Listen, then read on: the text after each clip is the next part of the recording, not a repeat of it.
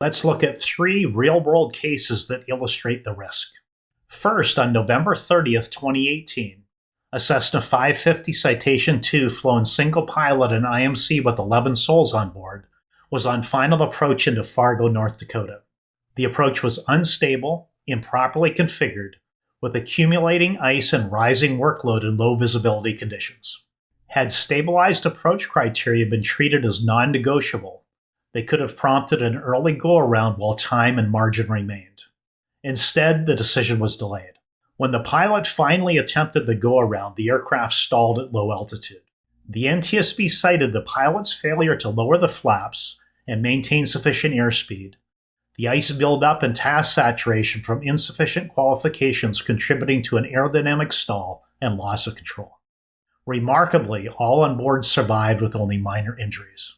Go-arounds aren't inherently dangerous. However, executing one poorly under pressure can put the aircraft at or beyond the aerodynamic edge of the normal operating envelope.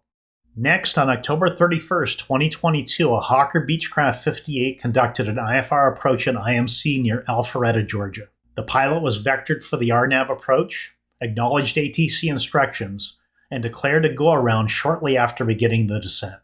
But the aircraft entered a series of erratic climbs and descents, ultimately losing radar contact.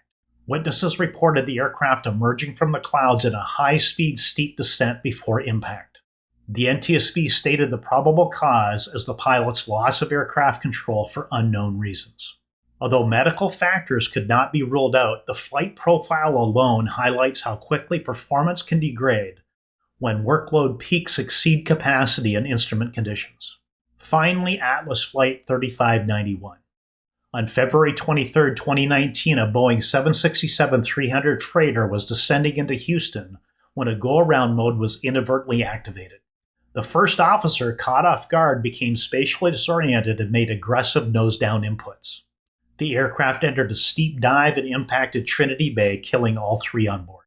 The NTSB determined the first officer's inappropriate response to an inadvertent activation of the go-around mode led to spatial disorientation and nose-down control inputs that placed the airplane in a steep descent from which the crew did not recover.